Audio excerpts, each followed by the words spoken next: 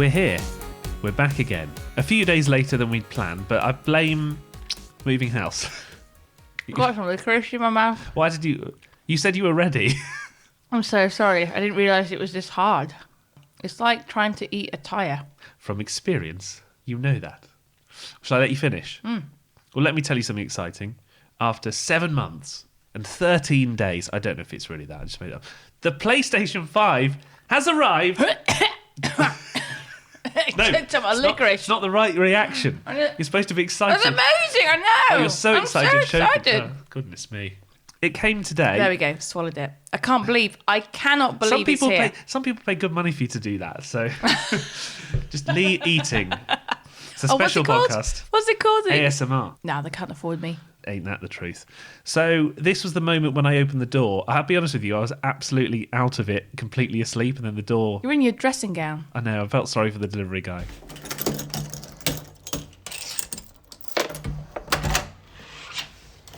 Oh, yeah. Great, thank you. Cheers, mate. Cheers, thanks.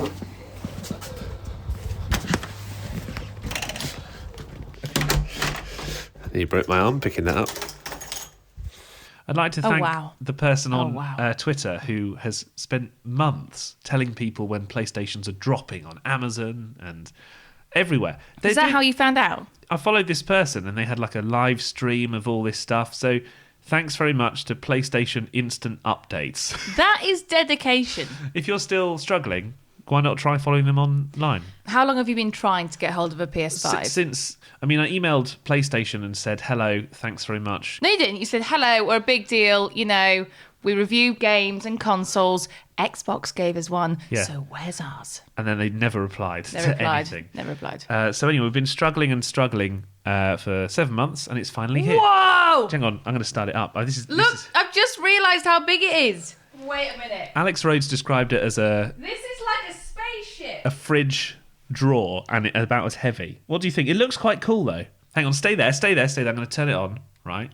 It's much bigger than the other one. It is a lot bigger. It looks quite futuristic though, doesn't it? Looks like a building in London. Like it's like a structure. It looks like the walkie-talkie building. The shaft, the gherkin, the PS5. The PS5 building. Right, here it comes. It's turning on now. Wow. Ooh. It's quite shiny, isn't it? It looks much better. We haven't really played anything. I've played Chivalry 2, but I want to play Ratchet and Clank. We're going to play that in a minute. Oh, so good. Anyway. But we've actually got work to do. I need to contain myself in the excitement of it. It looks very shiny. It looks a lot better, but it is quite a chunky piece, isn't it? Right, I want you, because this is something we've talked about before, PlayStation controllers and Xbox controllers don't normally get designed with female hands in mind. So I've played a little bit of Astro's Playroom, which Alex reviewed in our last big episode. They call it the haptic triggers and the feedback and stuff. It's an amazing controller. How does it feel to you? I love it. It's nice, isn't it? I love it. It's really good. It's so nice.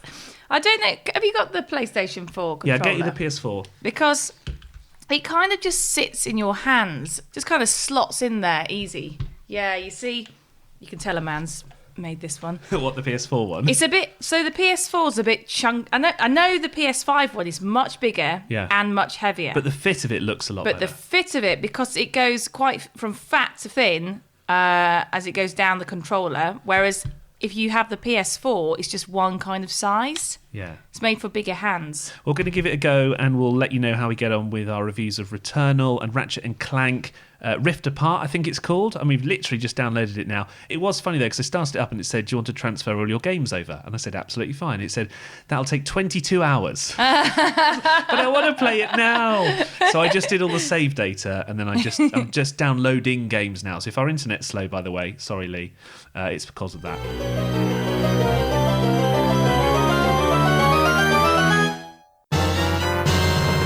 Anyway, you've been investigating why there's still delays in getting a hold of the PlayStation 5, and it's to do with chip shortages and specifically semiconductors. So this is Lee reporting on why you might still be struggling to actually get one. The PlayStation 5 was launched in November last year with the catchphrase, "Play has no limits."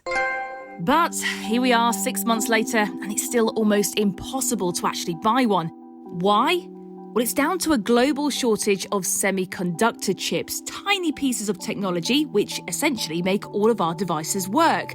From your car to kitchen appliances, televisions, even the radio you're listening to this report on. In fact, they're just about everywhere, and they're a key part of how the PlayStation 5 runs games. The shortage is something that caught the attention of the American President Joe Biden, who signed an executive order back in February to try and tackle the issue. Computer chips, like the one I have here. You can hardly see it, I imagine. It's called a semiconductor. It's caused delays in production of automobiles that has resulted in reduced hours for American workers. A 21st century horseshoe nail. This semiconductor is smaller than a postage stamp, but it has more than 8 billion transistors. 8 billion transistors, 10,000 times thinner than a single human hair in this one chip. We need to make sure these supply chains are secure and reliable. I'm directing senior officials in my administration to work with industrial leaders to identify solutions to this semiconductor shortfall. But the shortage is still continuing. The pandemic has meant that home entertainment gadgets like game consoles, TVs, smartphones and tablets have been flying off the shelves faster than ever, along with PCs and monitors for people working from home or children learning remotely. So there's increased demand, and at the same time, there's been huge disruption to semiconductor manufacturing. Companies like Apple and Samsung order enormous numbers of these chips, so manufacturers have to put companies like Ford, who make smaller orders, to the back of the queue, even though their cars have dozens of computer chips in them.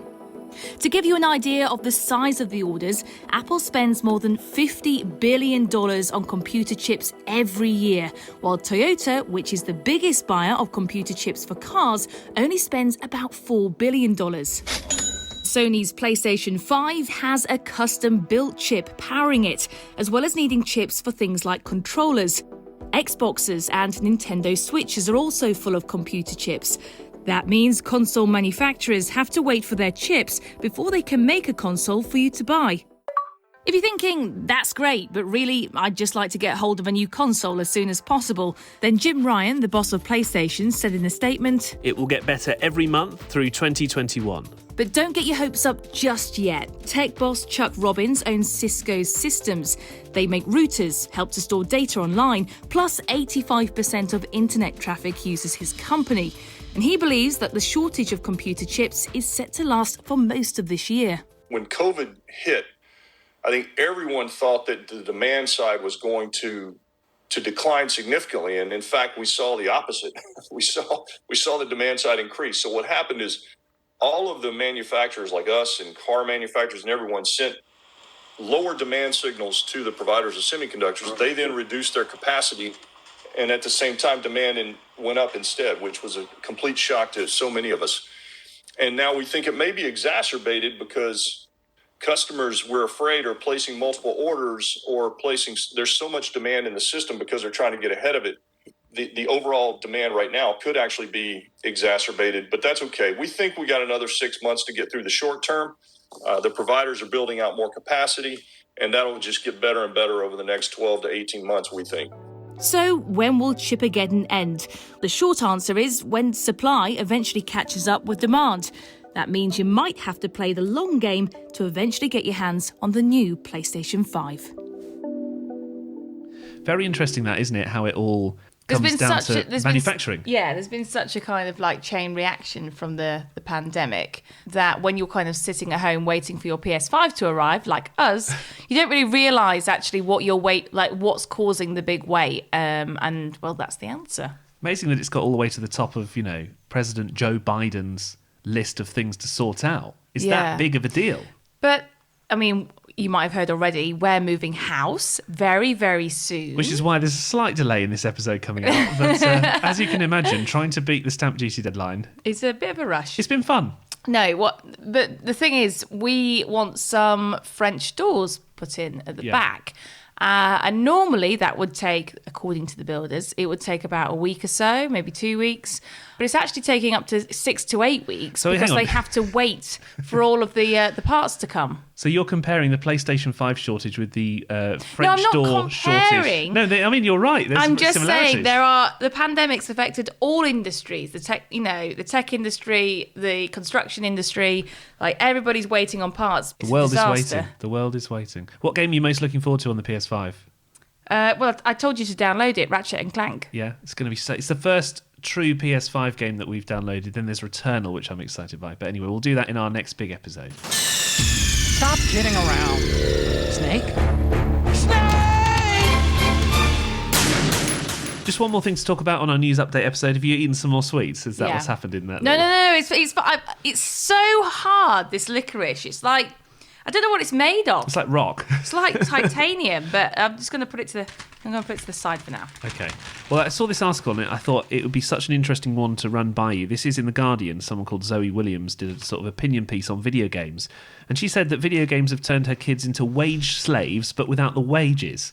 So she's got kids and they're playing things like Genshin and Hitman. Her husband plays Hitman and they're all playing these games. And a lot of the games have tasks in them that are repetitive and quite boring. Like, if you've ever played World of Warcraft and you're thinking, hang on a second, why am I mining for hours and hours just so that I can build an axe? I'm basically doing the job of a real-life craftsman, except that I'm not getting paid for it. Some games are quite repetitive. But why do we get locked into doing them? It seems a bit like a Jedi mind trick to me. It seems like the game developers can say, well, if you're playing, I don't know, Batman and you want a new Batman costume, as long as you log in every day for the next 2 weeks, you can have it. I suppose that's why games are so addictive, though. I mean, They're designed to be addictive. You're the worst for this. I know, because I you're a see it. completionist. Yeah, I see myself doing these boring tasks. You're like, just another hour, just another half an hour, Just 5 more 10 more minutes. minutes, Yeah. and then it turns into like the whole day. I'm nowhere near as bad as I used to be. There used to be a game which we played, Left 4 Dead, which we've played together. Yeah, It's a love zombie that game. shooter. Such a great game. Now, they had an achievement which was something like kill 54,332 zombies, or something like that, right? I didn't realise there were that many in the game. No, but as in, over the lifetime of you playing the game. Oh, I see. So one day, I thought, I really need to I need to get this Yeah, done. you're like this. So my friends and I, we played 4-player and we kind of came up with this strategy to get this achievement. And at the end of it, I thought, why did we Were you do cool that? at school, Chris? I mean, I played the violin, so absolutely not. I don't know. It is like having a job sometimes. And then you've got to think to yourself, I'm not enjoying this game, so put it away and walk away. I think also, I know we bring him up quite a lot, but Wolfies, who I've spoken to in the past, he won Fortnite. Well, he came second. Yeah. He won loads of money, though. It didn't really matter because he won $1 million. Dollars. So he's got mad cash. But, I mean, his mum said to me, it's really hard because I know how good he is. And I know, look, he's made a lot of money from it. But there were times that I thought, he spent like 4 hours on it today. He needs to come off it. But then it's hard, isn't it? I think that when you've got kids, the percentage of kids who can go on to become professional gamers and win millions of pounds is quite low, I would say. Did Bailey just sneeze then? Our rabbit just sneezed. Oh, that's good to know. Coronavirus for rabbits? No. Oh, a pigeon sneezed at me the other day. I bet you didn't know that. I was like, can you please not? Can you wear a mask and go away? The pigeon sneezed on you? Pigeon sneezed. How rude. I know. I was like, get out. But anyway, so with games and kids, I do think it's good to have a time limit because if you are, repetitively mining in the game and you're not actually enjoying it, there's something in you, isn't it, that thinks, well, I'm going to carry on. Don't do it. I think the bigger question is, why are game developers making games like this? Back in the day when we used to play Sega or, Nintendo, it was kind of, you got your Crash Bandicoot, you played it, you completed it, right, next game. Whereas now they're like, there's It goes on downloadable content. forever. There's an online mode. And if you play 1,000 online games, we'll give you a better, character We played skin. Mario, didn't we? Well, we completed Mario on the Switch. I think it was called Mario Brothers Super U or Great something game. like that. Really good it's game. really It's good. really good. And when we beat it, we were really happy and put it down. Yeah. That's why I loved, and I still love gaming, is because you get a game, you sit down, you complete it, you can come back to it when you like, but then once you've done it, you move on. And you have a variety of games. But I feel think like that's some it. of the games that you play in particular just go on forever. Well, I'm playing the Mass Effect trilogy now, and there's probably more than 200 hours worth of gameplay in that. What's the card game you play? Hearthstone. You're never off that. That's the perfect example, actually, because every 3 months they release a whole new load of cards, and all the old ones that you played with get ditched, and then you try and beat people online. And then if you pay a little bit extra money, you can have some better cards. Actually, I've just realised something. I don't think I really play that many, in comparison, games that are like the ones we're talking about. Yes, I know. So You don't. Recently, you're quite separated from it. Really quite separated, because I played the recent Crash. I also played Little Nightmares 2. Games that when they're done, they're done. I mean, Little Nightmares 1, I think there's only, 4 or 6 hours of gameplay in there? Yeah, you can do it relatively quickly. But that's what I like. On to the next one. I prefer these kind of games anyway. So maybe that's just something to think about. But anyway, we need to go and spend more hours on Ratchet and Clank. Sorry. Rift Apart. Sorry. Grab my sweets. You just want your sweets, don't you? I'm ready for this. Right, we'll let you know how it is in our next episode. Don't miss it. Thanks for tuning into the Naked Gaming Podcast. Lee's already on the licorice. Bye.